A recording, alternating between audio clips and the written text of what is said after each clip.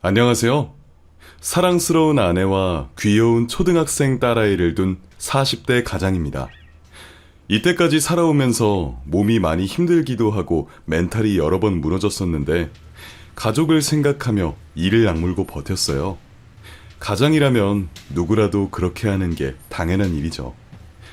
그런데 작년 초에 있었던 사건으로 완전히 무너지고 말았답니다. 어떤 사연인지 궁금하시죠? 그럼 지금부터 들려드리는 저의 이야기에 귀를 기울여주세요. 아내와 저는 오랜 연애를 마치고 30 중반에 결혼했습니다. 제가 아내보다 한 살밖에 많지 않아 연애 때나 결혼 생활을 할 때나 늘 친구처럼 편하게 지내왔죠. 저희는 결혼 후 5년 만에 딸을 낳았어요. 오랫동안 기다려왔던 아이라 딸이 태어났을 때는 세상 누구보다 기뻤습니다. 형편이 그렇게 좋진 않았지만 아내와 맞벌이를 하고 있어서 딸을 키우는데 큰 어려움이 없을 줄 알았습니다. 그런데 이듬해 아내가 교통사고를 크게 당하는 바람에 다리를 심하게 다치고 말았어요. 뼈가 으스러지고 인대가 파열되어서 2번의 대수술을 하게 되었죠. 생명에 지장이 없긴 하지만 평생 오른다리를 절어야 한다는 말을 의사에게 전해 듣게 되었습니다. 남은 생을 평생 장애인으로 살아야 한다고 말이죠. 매우 가슴 아픈 상황이었지만 가만히 앉아 우울해할 시간이 없었습니다. 저희 부부는 보험을 들어놓은 게 없었기 때문에 병원비를 모두 대출받아 해결하는 바람에 그 빚을 저 혼자 갚아내야 했어요. 또 앞으로 들어갈 병원비와 딸의 양육비까지 생각하면 가장인 제가 슬퍼하며 주저앉을 시간이 조금도 없었답니다. 다행히 아내는 다리에 장애가 생겼지만 빨리 마음으로 받아들여서 집안일과 육아에 집중하더라고요. 그래서 저만 잘하면 가정은 이상 없이 돌아갈 듯 보였죠. 중소기업에 다니고 있던 저의 월급으로는 대출금과 양육비, 그리고 아내의 약값까지 충당하기에는 턱없이 부족했어요. 사람들이 왜 투잡을 뛰는지 그제서야 알게 되었고, 저 또한 퇴근 후 할 수 있는 알바를 구했답니다. 제가 20대 때 오토바이를 조금 탄 적이 있어서 배달 일을 하면 잘할 수 있을 것 같아 야식집 배달원으로 알바를 하게 되었죠. 투잡을 뛰는 초반에는 피로와 몸살 때문에 힘이 들었는데 조금의 시간이 지나 적응이 되자 하루에 3-4시간만 자고 일해도 끄떡 없더라고요.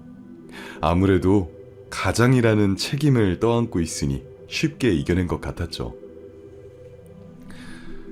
저희 세 식구는 신혼집으로 얻었던 작은 빌라의 전세에서 살았는데 딸이 조금씩 커가자 집이 많이 비좁게 느껴졌습니다. 아이 키우시는 분들은 다들 이해하시죠? 집이 넓었으면 좋겠고 햇빛이 잘 드는 집이면 좋겠다는 생각을 매번 했는데 제 능력이 많이 부족한 탓에 그 작은 빌라에서 벗어나지 못하고 7년을 더 살았습니다. 딸아이는 아내를 닮아 얼굴도 예뻤고 마음씨도 참 많이 예뻤습니다. 아내 역시 관리를 못하긴 했지만 여전히 길거리를 걸으면 사람들의 시선이 주목될 정도로 빛이 나도록 예뻤어요. 저는 그게 자랑스러워서 아내를 자주 칭찬했는데 아내는 자기가 예뻐서가 아니라 다리를 절어서 시선이 집중되는 거라며 집 밖을 나가는 걸 별로 좋아하지 않았네요. 아내는 딸아이가 초등학교 입학을 하는 날도 학교에 가지 않으려고 했어요. 자기 때문에 딸이 창피해야 할 수도 있으니 저 혼자 가라고 고집을 피웠답니다. 저와 딸아이는 아무렇지 않은데 아내가 지레 겁을 먹고 있어서 공식적인 행사나 외출을 거의 다 피했어요. 그래서 결국 딸아이의 입학식에 저 혼자 가서 축하하고 돌아왔습니다. 장애는 부끄러운 게 아닌데 아내는 늘 주눅이 들어 있었어요. 한편 8년 가까이 투잡으로 열심히 일한 저는 대출금은 물론 딸의 양육과 생활비를 충당하며 잘 지냈어요. 남들이 보면 안쓰럽다, 불쌍하다는 말을 자주 하곤 했는데 저는 처자식을 위해서라면 못할 게 없어서 지금의 생활을 100% 만족했죠. 도리어 아내와 딸에게 좋은 집에서 살게 해주지 못하는 게 마음이 아팠습니다. 저의 허황된 꿈인지는 모르지만 매주 로또 복권을 하면서 언젠가 운 좋게 1등이 되어 처자식에게 제대로 된 호강을 해주고 싶었어요. 로또는 8년 전 투잡을 시작했을 때부터 하기 시작했는데 늘 5등 아니면 꽝이었답니다. 그래도 로또가 주는 즐거움과 일주일의 기대가 있어 하루하루를 열심히 최선을 다해 살았어요. 그러던 어느 날 하늘이 저희 식구에게 선물을 주려고 한 건지 로또 복권을 한 지 8년 만에 2등이라는 행운을 잡게 되었습니다. 1등에 비하면 아주 작은 금액으로 보일지라도 저에겐 1억 원이라는 큰 돈을 한 번에 벌게 되어 엄청나게 기뻤답니다. 저는 이 사실을 바로 아내와 딸에게 전하며 세 식구가 행운의 비명을 지르며 축하 파티를 했답니다. 여보, 나 잘했지? 그동안 당신이 쓸데없는 로또는 그만하라고 했는데 계속하길 잘한 거 맞지? 자그마치 1억이야. 이게 다 당신이 혼자 밖에서 고생하면서 살아서 복이 들어온 거야. 처자식을 굶기지 않고 편하게 살게 해주려고 한 노력 덕분에 하늘이 응답한 거라고. 여보, 이 돈은 당신이 가지고 있다가 나중에 쓰고 싶은데 쓰도록 해. 아내는 로또 당첨금을 자신에게는 한 푼도 주지 않아도 된다며 욕심을 내지 않더라고요. 참 착한 사람이죠? 그래서 저는 전셋집을 빼고 1억 원, 그리고 대출을 받아서 좋은 아파트로 이사를 가자고 제안했습니다. 대출금이야 제가 일해서 갚아나가면 충분할 것 같았으니 바로 이사 가자고 했어요. 여보, 진작에 이사를 갔어야 했는데 내가 능력이 없어 아직까지 이런 허름한 집에서 살게 했네. 당첨금이랑 전세금을 빼서 아파트로 가자. 에이, 아무리 그래도 대출금이 절반일 텐데 당신이 그걸 갚으려고 하면 힘들잖아. 그냥 우리 분수에 맞게 여기서 계속 살자. 나랑 혜빈이는 지금의 생활을 충분히 만족하고 있다고. 아니야, 나 그동안 오랫동안 고민해왔어. 남들처럼 번듯한 아파트에서 사는 걸 꿈꿔왔다고. 그리고 햇빛도 잘 들지 않는 집에서 지내니까 당신이 더 축 처지는 거라고. 게다가 혜빈이가 날이 갈수록 빨리 크고 있는데 여긴 너무 작고 불편해. 이 로또는 우리 인생의 신락 같은 희망이야. 우리가 희망을 따라가는 건 아주 당연한 일이라고. 당신이 아파트를 마련하면 대출금이 많이 생겨서 걱정인 것 같은데 내가 열심히 일해서 대출금을 빨리 갚을 테니까 당신은 아무 걱정 말고 나만 따라와. 으휴, 당신이 그렇게 완강하게 나오니까 내가 뭐라 말을 못하겠다. 그래, 이사 가자. 우리 혜빈이한테 더 좋은 환경에서 살게 해주자고. 그렇게 자신만만하게 제 마음을 전했더니 아내가 못 이기는 척하고 이사를 가겠다고 대답했습니다. 그래서 2달 뒤 돈을 모두 마련해서 24평의 아파트에 이사를 갔습니다. 남향의 로얄층이라는 15층에 입주했어요. 높은 층에 살게 되니 햇빛도 오랫동안 들어왔고 창문을 열면 아름다운 풍경이 펼쳐졌답니다. 이렇게 아내와 딸아이에게 큰 선물을 주게 되어서 얼마나 기쁘고 행복하던지. 투잡을 계속 뛰고 있음에도 하나도 힘들지 않았습니다. 그리고 좋은 집으로 이사를 와서 그런지 아내가 10배는 더 밝아졌어요. 사고를 당하고 장애를 얻은 뒤 웃는 얼굴을 거의 보지 못하고 살아왔는데 아파트로 이사를 오니 매일 미소가 입에서 떠나지 않고 머물고 있었습니다. 외출을 극도로 꺼리던 사람이 이사를 오고 나서는 매일같이 시장도 다니고 산책을 즐겼답니다. 그러다 한 단계 더 마음의 성장이 있었는지 일자리를 구했다며 저에게 돈을 벌어오겠다고 하는 겁니다. 여보, 나 일자리 얻었어. 요 앞에 상가들 많이 있잖아. 거기 계단 청소부로 취직했어. 시장을 보다가 청소 아줌마 구한다는 공고를 보고 찾아갔더니 바로 일해달라고 하더라. 뭐? 당신이 일을 한다고? 여보, 당신이 이사와서 밝아진 건 아주 좋은 일이긴 한데 일까지 하는 건 무리가 아닐까? 나 혼자 일해도 충분히 우리 세 식구 먹고 살잖아. 그러니까 괜히 힘들게 일하지 마. 아니야. 언제까지 당신 혼자서만 고생을 해야 해. 그리고 내가 버는 돈은 얼마 되지 않아서 생활비밖에 안 돼. 나도 이제부터 몸을 좀 움직여야겠어. 진작 이러지 못해서 당신한테 미안할 뿐이야. 아내가 밝게 웃으며 말하길래 더는 말리지 못하겠더라고요. 그리고 매일 집에만 밖에서 지내던 아내가 활동을 하겠다고 하니까 은근히 반갑고 좋았어요. 그래서 아내를 응원해주기로 하고 청소일하는 걸 허락해 주었습니다. 첫 출근을 한 날, 아내는 일하는 게 재밌었는지 제잘제잘 어떻게 일했고 어떤 사람들을 만나 대화를 나눴는지 수다를 떨었답니다. 그런 활동적인 모습을 보니 기분이 매우 좋았고 이사 오기를 정말 잘했다고 다시 한번 깨달았어요. 그렇게 보름의 시간을 이사 온 아파트에서 처자식과 즐겁게 지내고 있던 중 문득 이웃집 사람들의 얼굴을 아무도 모른다는 걸 알고 가만히 있으면 안 되겠다 싶었습니다. 옛날처럼 떡이라도 돌리면서 인사를 하면 좋겠다는 생각에 떡집에서 시루떡을 한 박스 맞춰와서 아내와 함께 떡을 돌렸습니다.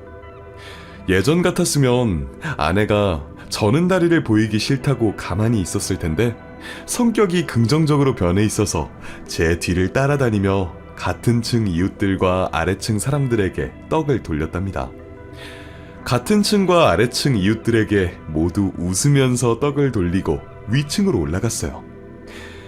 모든 이웃들이 반갑게 받아주셔서 기분이 매우 좋았답니다. 어느 뉴스에서 보니 옆집에 누가 사는지 아랫집 윗집에 누가 사는지 모르는 사람들이 대다수라는 걸 보았는데 이렇게 이웃들과 친해지니 기분이 무척 좋더라고요. 떡을 돌리다가 마지막 저희 바로 윗집에 초인종을 올렸습니다. 이윽고 부스스한 머리로 현관문을 연 윗집 여자가 나왔어요. 누구세요? 저희를 잡상인으로 봤는지 달갑지 않은 표정으로 묻더군요. 그래서 제가 미소를 억지로 지으며 대답했습니다.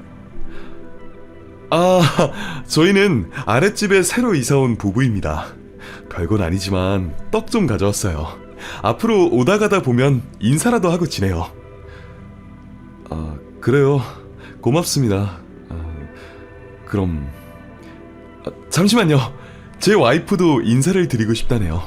인사 좀 나눠주시고 가끔 만나서 차라도 한잔 해주세요. 여보, 얼른 인사해. 제 등 뒤에 있던 아내가 옆으로 나와 여자에게 인사를 했더니 그녀가 눈을 번쩍 뜨며 크게 놀랐습니다. 꼭 아는 사람을 만난 표정이었죠. 제 와이프를 아세요?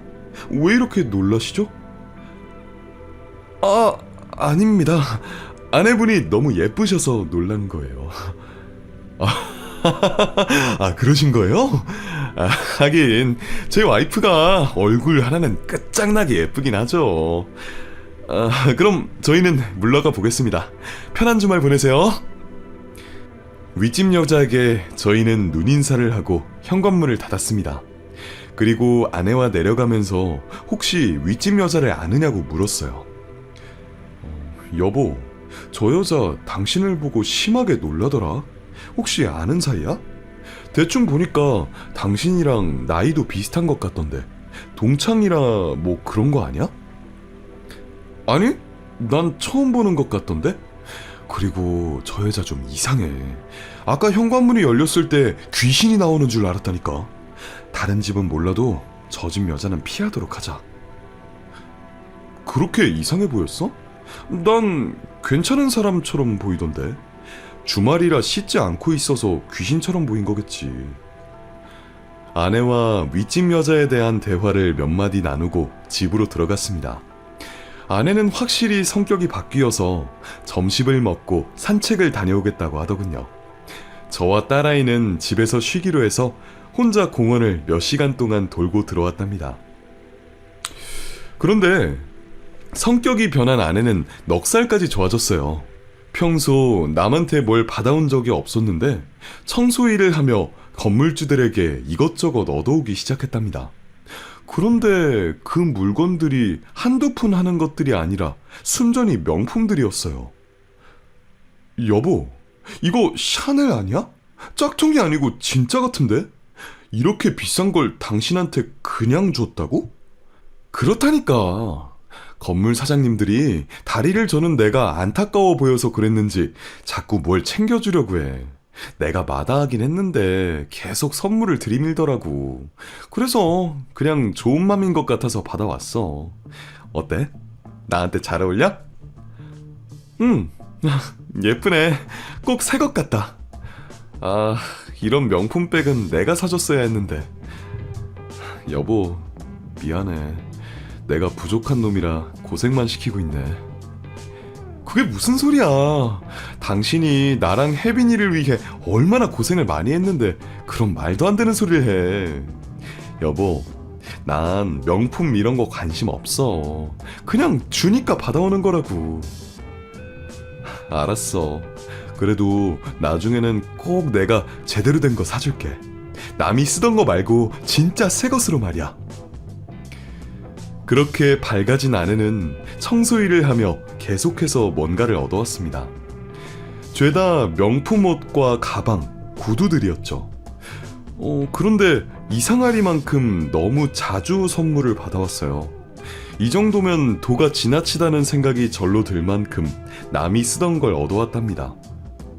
근 한 달간 받아온 게 장롱 하나를 모두 차지할 정도였어요.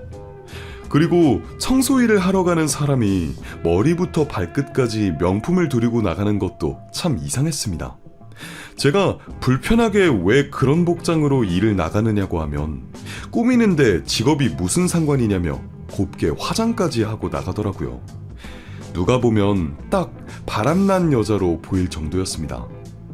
하지만 아내는 일하는 시간 외에는 딸아이를 돌보며 집에서 지냈기 때문에 허튼 짓을 하는 건 아니었어요. 바람이라면 모름지기 집 근처가 아닌 조금 멀리 나가서 돌아오는 것인데 제 아내는 일만 하고 돌아왔으니 의심할 건덕지가 없었죠. 여하튼 아내는 계속해서 옷과 신발을 얻어왔습니다. 계속 그 모습을 보니 이건 아니다 싶은 생각이 들었습니다. 그래서 아내에게 모진 말을 조금 했어요. 여보, 아무리 사람들이 선심 써서 선물을 준다고 하지만 이제 그만 좀 받아와. 이건 좀 아닌 것 같아. 해도 너무 많이 받아오잖아. 뭐? 왜? 주는 대로 받아오는 게 어때서? 이거 다 비싼 것들이야. 내가 평생 살 수 없는 것들을 공짜로 얻어오는데 뭐가 불만인 거야. 아무리 비싼 거라 해도 당신이 거지도 아닌데 매번 남들이 입던 걸 입는 게 찝찝해. 이제 남이 입던 거 그만 받아와. 무엇이든 적당해야 한다는 걸 조금 세게 말했더니 아내가 눈에 불을 켜고 화를 내더군요. 당신이 뭔데 이래라 저래야. 내가 언제 당신한테 명품 사달랬어? 그냥 남들이 주는 거 받아오는 것도 당신한테 허락을 받아야 해? 내가 뭘 받아오든 상관하지 마. 여보, 당신이 밝아진 건 아주 좋은 일인데 도가 너무 지나쳐. 이건 아니야. 거지 같은 짓 좀 그만해. 당신 옷은 내가 사줄 테니까 그만두라고. 웃기는 소리 하네. 당신이 사주는 옷은 기껏해야 시장에서 세일하는 싸구려일 텐데 나더러 지금 그런 옷을 입으라는 거야? 여기 있는 고급스러운 옷들 안 보여? 나 이제 눈 높아져서 당신이 사주는 옷은 거들떠도 보지 않을 거야. 아내는 제 말을 귓등으로 듣고 무시하더군요. 계속해서 이러는 건 잘못된 것 같다고 말해봐도 곧 죽어도 입던 옷들이어도 명품이면 무조건 좋다고 하더라고요. 이사를 오게 되며 성격이 긍정적으로 바뀐 게 좋았는데 아내는 너무 심하게 변해버렸어요. 기존에 가지고 있던 수수함과 겸손함은 눈을 씻고 봐도 보이지 않았답니다. 그리고 얼마 뒤 제가 회사 퇴근 후 배달 일을 하고 있었는데 칭칭 감은 명품으로 다리를 절며 걸어가는 아내가 보였습니다. 청소 일을 하고 있을 시간이었는데 여유롭게 어딘가를 가고 있는 것 같았어요. 그래서 잠시 오토바이를 세우고 아내를 아는 채 했더니 화들짝 놀라더군요. 당신 일하는 시간 아니었어? 그런데 어딜 가고 있는 거야? 어머! 깜짝이야! 놀랐잖아! 아, 놀랐다면 미안. 그런데 어딜 가는 중이야? 아, 청소도구가 낡아서 새로 사러 가는 중이야? 아, 그래? 누가 보면 데이트하러 가는 줄 알겠다. 아, 당신 참 예쁘다. 내가 청소도구 사는 데까지 데려다 줄 테니까 타. 뭐? 이 낡아 빠진 오토바이에 날 태우겠다고? 차! 여보, 내가 차려입은 걸 보고 그런 소리를 해. 이 정도면 벤츠 정도는 타줘야 하는 패션 아니야? 어디 쪽팔리게 배달 오토바이에 날 태우려고 해. 차라리 걸어간 게 나으니까 신경 쓰지 말고 당신 할 일이나 해. 배달이나 하라고, 배달맨. 아내가 희죽거리며 말하자 기분이 좀 나쁘더군요. 저는 가족을 위해 헌신하고 있는 중인데 창피하고 부끄럽다고 하니 저도 모르게 욱하고 말았습니다. 지금 나를 조롱하는 거야? 내가 쪽팔린다고? 당신 이러는 거 아니야. 내가 그동안 어떻게 살아왔는지 알면 그렇게 말 못해. 아, 진짜 짜증나네. 당신 빨리 가. 사람들이 우릴 쳐다보잖아. 후줄근한 당신이랑 때깔나는 내가 같이 있는 걸 보면 이상하게 보인단 말이야. 빨리 배달이나 가라고. 아내는 마지막까지 저를 무시하는 말을 남기고 서둘러 볼일을 보러 가더군요. 멀어져가는 아내를 보는데 정말 어처구니가 없었습니다. 남들이 가져다주는 옷을 입고 가족을 위해 뼈 빠지게 고생하는 저에게 이따위 막말을 하는 게 기가 막혔죠. 그렇게 아내는 아랑곳하지 않고 명품을 입고 메고 다니며 사모님 놀이에 계속해서 푹 빠져 있었습니다. 저는 언젠가 다시 돌아올 거라 믿고 당분간은 그냥 내버려 두기로 했습니다. 어차피 제 말을 들어주지 않으니 모른 척하는 게 낫겠다 싶었죠. 한편 학교에 다녀와 아내가 돌아올 때까지 혼자 시간을 보내는 딸아이가 불편한 일이 있다며 저에게 말을 꺼냈습니다. 아내 때문에 신경이 쓰이나 싶었는데 그게 아니라 층간소음이 문제라고 하더군요. 윗집 여자가 혼자 사는 거로 알고 있는데 매일 오후부터 쿵쿵거리며 심하게 뛴다고 합니다. 딸아이가 학교 숙제를 하려고만 하면 시끄럽게 뛰어서 화가 난다고 말했습니다. 밤에는 아주 조용한데 낮에는 그러지 않았나 보더라고요. 그래서 청소나 다른 일을 해서 그런가 보다 생각하고 딸에게 조금만 참아달라고 말해줬습니다. 하지만 딸아이는 매일같이 윗집이 소란스럽다며 불만을 표현했어요. 나중에 찾아가겠다고 대충 대답하고 무시했는데 한 달 만에 휴일을 맞게 되면서 층간소음을 실감할 수 있었습니다. 아내가 청소 알바를 간 사이에 딸에게 간식을 만들어주고 모처럼 낮잠을 청하려고 하는데 윗집에서 얼마나 심하게 쿵쿵대던지 잠이 다 확 깨더라고요. 이건 뭐 위에서 뭔가를 깨부수는 소리처럼 들렸습니다. 층간소음 때문에 짜증이 나기도 하고 무슨 일이 있는 건지 궁금해서 혼자 윗집으로 올라가 보았어요. 화는 내지 않고 최대한 좋게 말할 생각이었죠. 이윽고 초인종이 울리자 5초 만에 윗집 여자가 문을 열어주었습니다. 오셨군요. 왜 이제야 오셨어요? 네? 그게 무슨 말씀이세요? 제가 오기를 기다렸단 말씀인가요? 그래요. 제가 매일 일부러 방방 뛰면서 층간소음을 냈다고요. 아저씨가 올라오길 바라서였죠. 여자가 하는 말은 하나도 이해가 되지 않았습니다. 왜 저를 자기 집으로 오게 하려는지 너무 궁금하더라고요. 시끄럽게 뛴 이유가 저를 불러내려고 그런 거라고요? 도대체 왜요? 일단 들어오세요. 제가 보여줄 게 있으니까. 그 여자는 제 팔을 잡아당기며 집 안으로 들이려고 했어요. 그런데 요즘 세상이 어떤 세상인데 여자 혼자 사는 집에 유부남이 들어가겠어요. 그래서 전 손을 세차게 뿌리치면서 말했습니다. 이봐요, 1608호! 저한테 왜 이러세요? 지금 날 유혹하는 겁니까? 나 가정이 있는 사람이에요. 지난번에 제 아내를 보지 않았습니까? 네? 지금 뭐라고 했어요? 내가 아저씨를 유혹한다고요?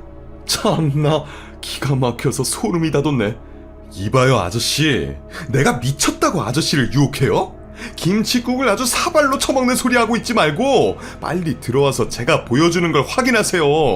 나한테 고맙다고 절을 올릴 만한 거니까 당장 들어오세요. 저를 유혹하는 게 아니고 다른 무언가를 보여줘야 한다며 다그치더군요. 그래서 전 갈팡질팡하다가 얼떨결에 여자의 집으로 들어갔습니다. 그리고 똥 마려운 강아지 마냥 신발장 앞에 서 있었는데 여자가 거기서 뭐해요? 빨리 들어와요. 안 잡아먹으니까. 라고 말하며 들어오라는 손짓을 하더군요. 이에 신발을 벗고 거실로 들어섰더니 이번에는 안방으로 들어오라는 겁니다.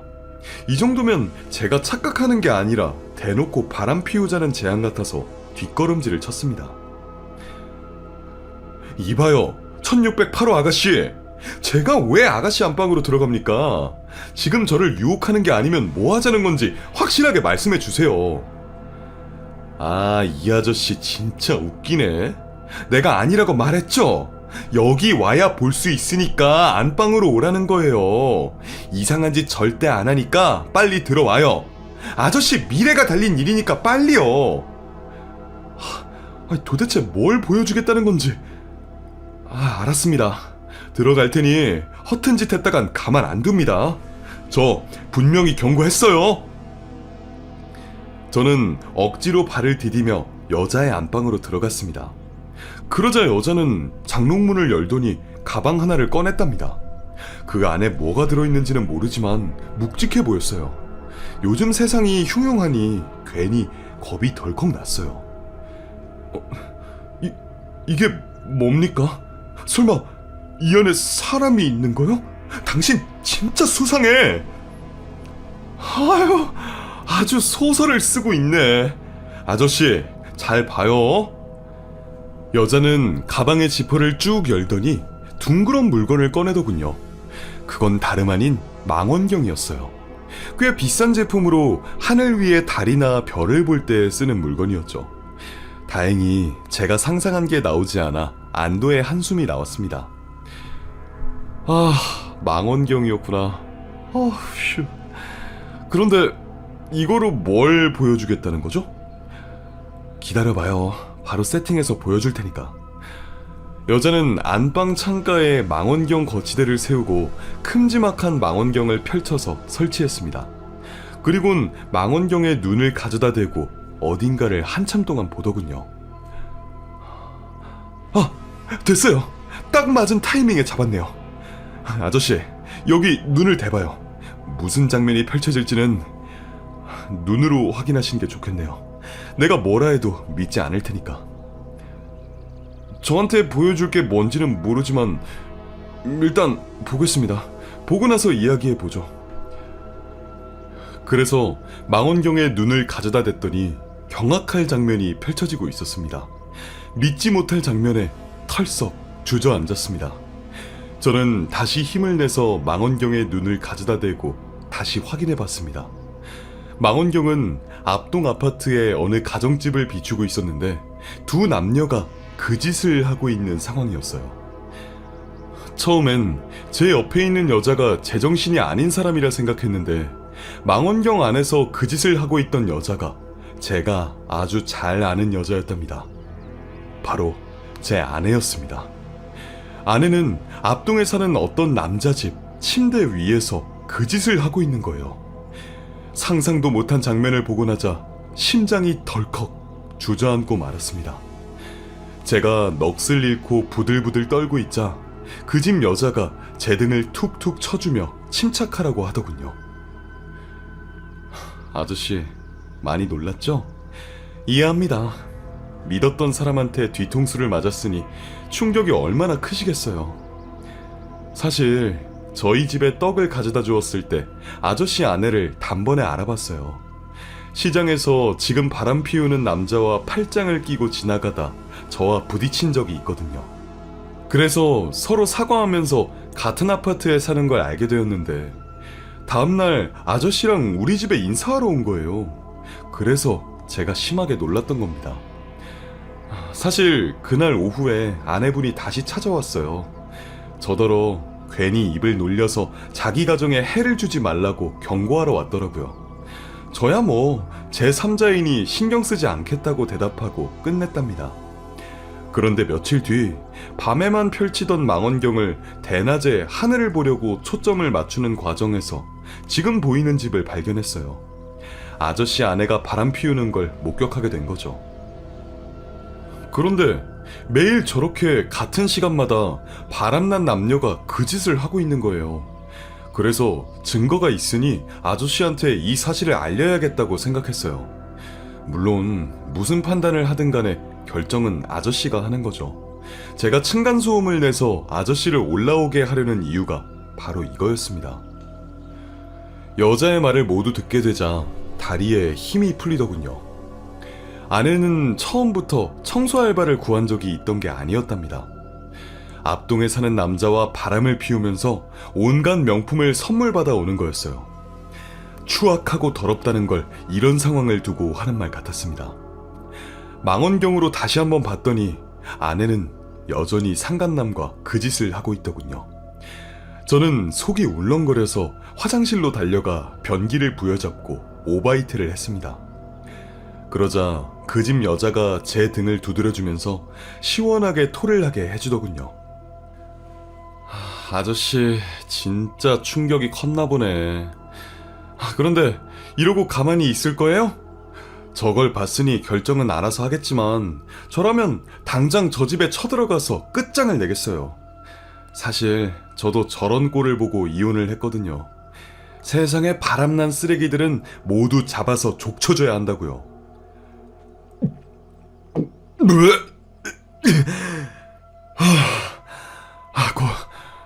고맙습니다. 오바이트는 다 한 것 같군요. 그럼 아가씨 말대로 저 두 년놈을 조지러 가야겠어요. 정말요? 잘 생각하셨어요. 그럼 빨리 가세요. 아저씨, 파이팅!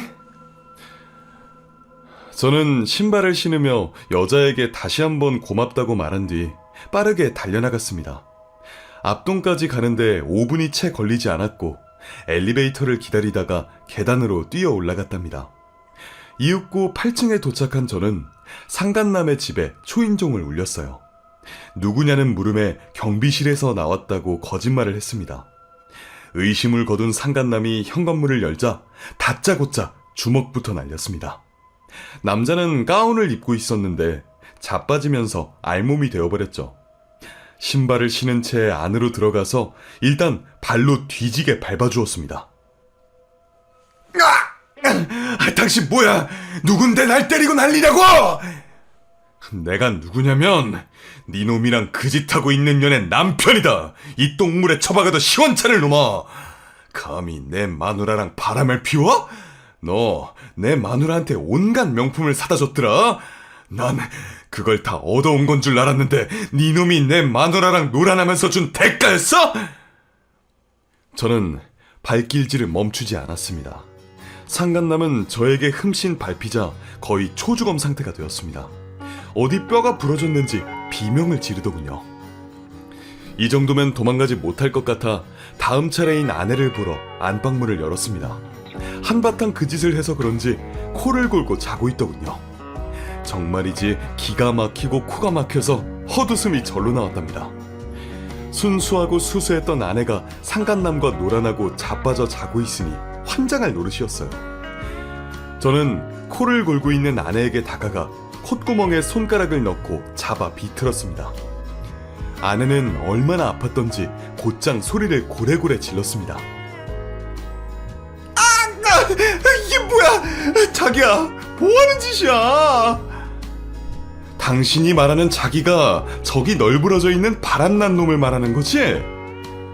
눈을 번쩍 뜬 아내는 콧구멍을 비틀고 있는 게 저라는 걸 알고 소스라치게 놀랐습니다. 여보, 당신이 여긴 어떻게 온 거야? 오해야. 내가 여기에 온 건 청소 알바를 하러 온 거야. 청소하다가 옷에 더러운 게 튀어서 잠시 빨래를 하고 여기서 쉬고 있던 거라고. 당신이 상상하는 그런 거 아니니까 이것 좀 놔줘. 인연이 누굴 천치로 하나. 니년 명품 옷이랑 속옷 모두 여기 바닥에 있는 거 안 보이냐? 야, 이 빙신년아. 다리 저는 불쌍한 년을 애지중지 보살펴줬더니 은혜를 이따위로 갚아? 이 오물통에 빠진 걸레년아. 너 오늘 내 손에 뒤질 각오해. 여보, 한 번만 봐줘. 저 남자가 날 먼저 꼬셨어. 나한테 반했다고 하면서 고백하는데 오랜만에 설렘을 느끼고 이런 실수를 한 거야. 오늘이 처음이야. 진짜라고. 야, 나 다 알고 왔어. 니년이 알바하는 청소일이 개구라이고 모든 명품들을 저 시궁창 같은 놈하고 침대에서 구르고 받아오는 걸 다 알고 있다고, 멍청한 년아! 그렇게 소리를 지르고 아내를 침대 밑으로 끌어내려서 상간남 옆에다 던져버렸습니다. 그리곤 구두발로 실컷 밟아주었답니다. 두 년놈 모두 실오라기 하나 걸치지 않은 상태였죠. 사정없이 발길질을 하자 두 년놈은 꼼짝도 못할 정도로 심하게 다쳤습니다. 그래서 전 발길질을 멈추고 핸드폰을 꺼내 불륜 증거 사진을 찍었습니다. 알몸인 두 년놈과 벗어놓은 옷까지, 냉장고에 붙어있는 다정한 불륜 사진들까지 모두 입수하게 되었죠. 그리고 더러운 불륜을 지나쳐 나가려는데 아내가 정신을 차리고 제 발목을 붙잡더군요. 여보, 이대로 가지 마. 지금 사진 찍은 거 이혼할 생각으로 그런 거야? 여보, 나 당신 없으면 못 살아. 혜빈이 없으면 못 산다고. 내가 이 남자를 만난 건 한순간의 실수야. 그러니까 한 번만 용서해줘. 내가 이렇게 빌 테니까 제발 이혼은 참아줘. 나 당신 없으면 갈 데도 없단 말이야. 이혼 소송 당할까봐 겁먹었냐? 왜? 네 옆에 있는 애인한테 위자료 물어달라고 하고 둘이 살림 차려서 살면 되잖아. 아까 망원경으로 보니까 너희들 아주 좋아 죽더만. 난 천생연분인 줄 알았다니까? 망원경? 그게 무슨 소리야? 당신 나를 감시하고 있던 거야? 아니, 지금 그게 중요한 게 아니지. 여보, 내가 바람 피운 건 두고두고 용서를 빌게. 매일 매를 때리면 달게 맞을게. 그러니 제발 이혼만은 하지 말자. 나 혜빈이 엄마로 당신 아내로 계속 살고 싶어. 아, 그러셔? 그렇게 살려면 이런 개망나니 짓을 하지 말았어야지. 난 지금 여기서 벗어나자마자 혜빈이한테 사실을 말할 거야. 당신을 증오하게 만들 거라고. 그리고 너희 둘 소송으로 탈탈 털어줄게. 딱 보니까 내가 받을 위자료면 지금처럼 투잡을 뛰어가며 고생할 필요가 없을 것 같다. 고마워. 당신 덕분에 새 출발할 수 있을 것 같아. 제가 단호하고 냉정하게 말했더니 아내는 오열하며 제발 자기를 버리지 말아달라고 애원했습니다. 하지만 오만정이 떨어진 저는 아내의 눈물이 악어의 눈물로 보였고 제 발목을 잡고 있는 손조차도 역겨워서 토가 쏠렸습니다. 그래서 바로 발길질로 아내를 한 번 더 밟아주었고 정신을 차린 상간남을 다시 흠씬 두들겨 패줬답니다. 그렇게 상간남 집에서 나온 저는 바로 저희 집으로 가서 현관 비밀번호부터 바꾸었습니다. 그리고 딸에게 아내와 이래저래 해서 이혼할 거라고 말해주었답니다. 어린 나이에 받아들이기 힘든 건 알고 있었지만 이혼으로 인해 저를 원망하게 두고 싶지 않아 아내의 불륜 사실을 털어놓았어요. 딸아이는 그 자리에서 엉엉 울면서 저에게 안겼고 다신 자기 엄마를 만나지 않겠다고 말했답니다. 그리고 뭐부터 해야 할지 고민을 하고 있었는데 때마침 초인종이 울렸어요. 찾아온 사람은 윗집 여자였습니다. 제가 상간남 집에 가서 무슨 짓을 하고 돌아왔는지 망원경으로 모두 보고 온 것 같았어요. 아저씨, 괜찮아요? 제가 괜한 짓을 한 게 아닌가 하는 생각이 들어서 찾아왔어요. 아저씨, 죄송해요. 아니, 아가씨는 저의 은인인데 왜 사과를 하세요? 얼른 들어오세요. 제가 차라도 한 잔 드리겠습니다. 그렇게 말씀해 주시니 마음이 놓이네요. 그럼 실례할게요. 윗집 여자는 거실에 앉아 울고 있는 제 딸아이를 달래주었고 제가 끓여온 커피를 마시며 대화를 시작했습니다. 아저씨, 지금 뭐부터 해야 할지 고민이시죠? 그래서 제가 내려온 거예요. 도움을 드리고 싶어서요. 아, 남편이 바람나서 이혼하셨다고 하셨죠? 그래서 조언이라도 해주시려고 오신 거면 아주 잘 오셨습니다. 그럼 제가 뭐부터 해야 할까요? 실례가 안 된다면 제가 처음부터 끝까지 돕고 싶어요. 제가 이혼할 때 선임한 변호사가 있는데 아주 유능해요. 위자료 2억 받을 거 3억으로 올려서 받아줬다니까요. 저랑 같이 그 변호사를 찾아가도록 해요. 고맙습니다. 그런데 이렇게까지 하는 이유가 뭐죠? 저를 좋아하는 것도 아닌 것 같은데. 그야 저와 비슷한 처지에 처한 사람을 돕고 싶어서 그러죠. 이왕이면 복수가 시원하고 통쾌하게 끝나야 하는 게 좋지 않겠어요? 그러니까 저만 믿고 따라오세요. 나만 믿고 따라와라? 참, 그 말은 제가 이 아파트에 이사 오기 전에 아내한테 한 말인데 오늘 다른 사람에게서 들으니 느낌이 이상하네요. 어쨌든 고맙습니다, 아가씨. 도움 받겠습니다. 그리고 사례도 충분히 해드릴게요. 제가 돈 이야기를 하자 여자는 손사래를 치며 대답했습니다. 아이고, 아니에요. 돈 받으려고 하는 일이 아니에요. 전 진심으로 복수에 도움을 드리고 싶어서 그러는 거예요. 그리고 계속 저를 아가씨라고 부르시는데 저도 이혼한 이혼녀예요. 그냥 아줌마라고 부르세요. 이 모든 게 그쪽 덕분이에요. 호칭을 아줌마로 하긴 좀 그렇네요. 우리 통성명이나 하죠. 저는 김동건이라고 합니다. 아, 동건 씨는 이름도 멋지네요. 저는 김화신이에요. 복수에 화신할 때 화신이요. 본의 아니게 이름이 지금의 상황과 딱 맞아 떨어지죠? 그제야 저희는 마음을 내려놓고 웃을 수 있었습니다. 그래서 다음날 딸아이를 학교에 보내고 윗집 여자와 함께 변호사 사무실을 찾아갔습니다. 제가 준 불륜 사진이 명확한 증거가 되어서 소송하는데 매우 쉬울 거라고 했답니다. 이혼 소송뿐만 아니라 상간남 손해배상까지 확실히 받아주겠다며 어마무시한 금액의 위자료를 청구했답니다. 그래서 얼마 뒤 법정에서 두 년놈을 다시 만나게 되었고 변호사가 요구한 금액을 모두 지급하고 이혼하라는 판결로 끝이 나게 되었어요. 이에 아내는 법정 앞에서 울고불고 난리를 치더군요. 여보, 나 좀 살려줘. 당신이 이혼하자고 하면 그렇게 할게. 혜빈이를 보지 말고 살라고 해도 그렇게 할게. 나 자격 없는 사람인 거 잘 알아. 그런데 위자료를 좀 깎아주면 안 될까? 나랑 사귀던 애인놈이 날 버렸어. 내 위자료를 내줄 수 없다면서 나를 패겠다고. 당신도 알겠지만 내가 돈이 한 푼도 없는 거 알잖아. 장애인연금 신청했다가 탈락해서 돈 들어올 구멍이 하나도 없다고. 내가 애인한테 받은 명품을 죄다 팔면 몇천은 나올 것 같아. 그것만 받아주고 나머지 위자료는 받은 셈 치면 안 될까? 이렇게 부탁할게. 저에게 무릎을 꿇은 이유는 역시나 돈 때문이었습니다. 아무렇지 않게 자기 딸을 평생 안 봐도 괜찮다는 말을 하는데 아주 조금 남아있던 미운 정까지 싹 떨어지더군요. 그래서 바로 아내의 따귀를 한 대 날리면서 정신 차리라고 일러주었습니다.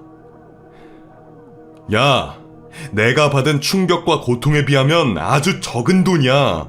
그 정도도 못 해줄 거면서 무슨 용기로 바람을 피운 거냐? 잘못을 저지를 때는 그에 따른 책임을 지어야 하는 거야. 그게 다리를 저는 장애인이라도 말이야. 이 빙신년아. 꼴값 그만 떨고 당장 내 앞에서 사라져. 위자료는 사채를 쓰든 다른 돈 많은 남자를 꼬셔서 충당하든 너 알아서 할 일이고, 난 오늘부로 니년 얼굴 보는 게 끝이야. 알아들어? 그렇게 따끔하게 말해주고 법원 주차장에서 기다리고 있는 윗집 여자에게로 향했습니다. 여보, 이대로 가지 마! 가지 말라고! 이윽고 아내의 외도 사실부터 해서 지금까지 많은 도움을 준 윗집 여자인 화신씨 차에 올랐습니다. 동간씨, 재판은 잘 됐어요? 네, 화신씨 덕분에요. 변호사님이 제시한 금액 모두 받기로 했습니다. 고마워요, 화신씨. 와, 잘됐다. 이제야 속이 풀리네요. 며칠 동안 이것 때문에 마음고생을 많이 했는데 정말 다행이에요. 화신씨가 시동을 걸고 법원 밖을 빠져나갔고 곧 딸을 데리러 학교에 갔다가 세 사람이 같이 식사를 하게 되었습니다. 딸아이는 화신씨를 2번밖에 보지 않았는데 이모 하면서 아주 잘 따랐어요. 그리고 저도 모르게 화신씨에게 마음이 생겨서 이대로 만남을 끝내면 안 되겠다는 생각을 했습니다. 그래서 일주일에 한 번씩 함께 식사하자고 제안해서 저희 집이나 윗집으로 올라가서 딸과 화신씨와 제가 좋은 시간을 보냈답니다. 그러다 화신씨도 저에게 좋은 감정이 생겨서 연인이 되었어요. 물론 제가 좋아하는 티를 많이 냈기 때문에 가능한 일이었죠. 저희는 둘이 데이트를 하지 않고 늘 딸아이와 셋이서 함께 놀고 먹으며 반년의 시간을 사랑으로 보냈습니다. 그리고 더는 늦추면 안 되겠다 싶어서 화신씨에게 프로포즈를 했답니다. 화신씨, 저 화신씨를 진심으로 사랑합니다. 제 인생의 동반자가 화신씨라는 걸 100번도 넘게 깨달았어요. 혜빈이의 엄마가 되어주시고 제 아내가 되어주세요. 제가 오글거리는 말투로 고백하자 화신씨가 깔깔 웃으며 동건씨한테도 이런 귀여운 면이 있네요. 듬직하고 진중한 사람인 줄 알았더니 이렇게 깜찍할 줄이야. 그래요, 좋아요. 우리 같이 삽시다. 나도 사실 오랫동안 지금 순간을 기다려왔어요. 나한테 청혼하지 않으면 어쩌나 했는데 오늘로써 제 걱정은 끝이네요.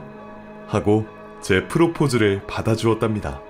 저희는 결혼식을 따로 하진 않고 저희 집에 화신씨가 내려오면서 살림을 합쳤답니다. 다른 아파트로 이사를 가자고 했는데 이만한 아파트도 없는 데다 상간남도 이사를 갔으니 굳이 이사할 이유가 없겠다며 딸이 적응한 제 집에서 결혼 생활을 하자고 화신씨가 제안한 거죠. 그래서 지금은 저와 사랑하는 아내, 그리고 새엄마를 아주 잘 따라주는 딸 혜빈이가 행복하게 살고 있답니다. 아내와 저는 둘째를 계획하지 않았는데 얼마 전 임신 소식을 듣게 되었어요. 그래서 내년에는 새 식구가 아닌 내 식구가 될 것 같습니다. 그리고 아내와 상간남의 최후를 말하자면 처절하게 망했답니다.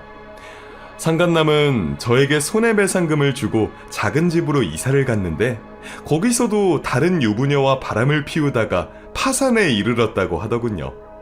판사님이 2번이나 남의 가정을 깨버렸다고 괘씸죄로 무지막지한 위자료를 선고해서 처절하게 망했답니다. 그리고 아내는 사채를 써서 저에게 위자료를 지급하고 현재는 쓰리잡으로 일해서 그 빚을 갚아내고 있다네요. 청소와 식당, 그리고 노인들 돌봄까지 해서 하루 종일 일만 하면서 지낸다고 하네요. 집도 절도 없어서 잠은 장애인 쉼터에서 자고 돈을 번답니다. 추악한 바람을 피운 결말이 얼마나 처절하고 무서운지 제대로 깨달으며 살고 있겠죠? 제 복수는 이렇게 막을 내리게 되었네요. 사연을 쓰다 보니 복수하는 장면에서 그때의 기억이 떠올라 속이 다 시원하네요. 배우자에게 끔찍한 상처를 받은 모든 분들이 작은 위로가 되는 이야기였기를 바랍니다. 그럼 저는 아내와 딸을 위해서 계속 열심히 사는 가장이 되도록 하겠습니다. 끝까지 들어주셔서 감사합니다.